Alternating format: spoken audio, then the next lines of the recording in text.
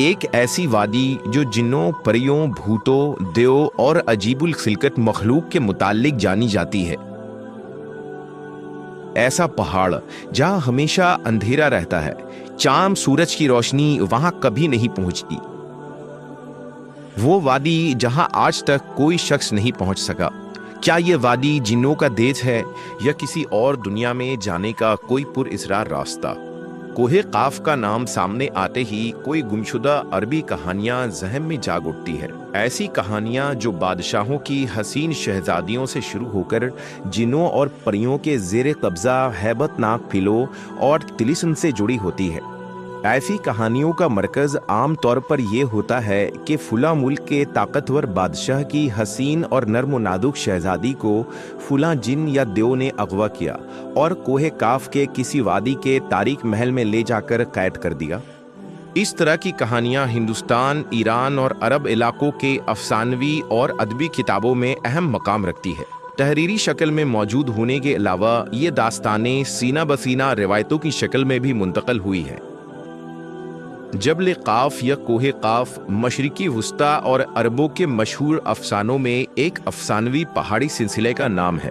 اسلامی روایتوں میں کوہ قاف کو جنوں کا وطن کہا جاتا ہے جسے خدا نے چمکتے زمرد سے بنایا ہے، جبکہ ایرانی روایتوں کے مطابق یہ علاقہ شمالی قفقاز کے علاقوں میں تھا، جس علاقے کو انسانوں کے کسی حکومت نے بھی آج تک قبضہ کرنے سے ناکام رہا، کیونکہ قدیم علم نے ان بلند پہاڑی علاقوں کو اسرار میں ڈھانپ رکھا تھا۔ کوہ قاف دراصل ایک طویل پہاڑی سلسلہ ہے۔ یہ زمین کا سب سے دور دراز مقام کہا جاتا ہے، جو داستانوں میں زرتشت کی زمین اور سیمور نامی پرندے کی وجہ سے مشہور ہے۔ کہتے ہیں کہ کوہ قاف سبز زمرد پر مشتمل ہے، جس کے عکس نے آسمان کو سبز رنگ عطا کیا ہے۔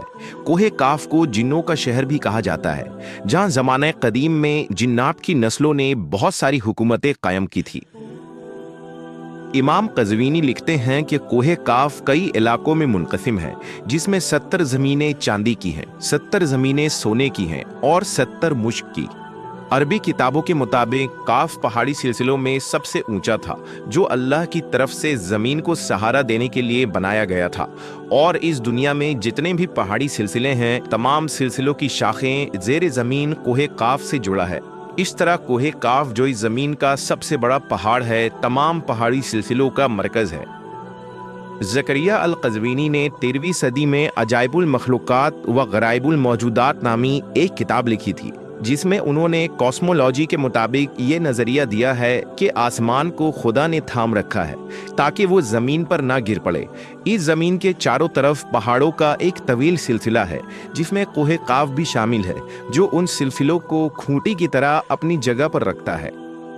اسی طرح مشہور صوفی بزرگ جلال الدین رومی نے اپنی تحریروں میں کوہ قاف کا ذکر کچھ یوں کیا ہے کہ طاقتور بادشاہ سکندر ذوالقرنین نے آب حیات کی تلاش میں مشرق کا سفر کیا تھا۔ اس سفر کے دوران آپ کوہ قاف تک جا پہنچے تھے۔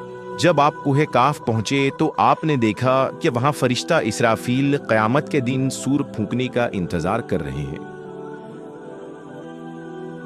کوہ قاف اور اس میں آباد مخلوقات کے متعلق ایک اور روایت بیان کی جاتی ہے کہ حضرت ابن عباس فرماتے ہیں کہ رسول اللہ صلی اللہ علیہ وسلم ہمارے پاس تشریف لائے جبکہ ہم مسجد نبوی میں حلقہ بنا کر بیٹھے ہوئے تھے۔ ہمیں آپ صلی اللہ علیہ وسلم نے فرمایا، کیا کر رہے ہو؟ ہم نے عرض کیا، ہم سورج کے متعلق غور کر رہے ہیں کہ وہ کیسے طلوع ہوتا ہے اور کیسے غروب ہوتا ہے۔ فرمایا، تم نے اچھا کیا، اس طرح سے مخلوق میں فکر کرو، خالق میں فکر نہ کرنا، کیونکہ اللہ جس کے لیے جو چاہتا ہے پیدا کرتا ہے۔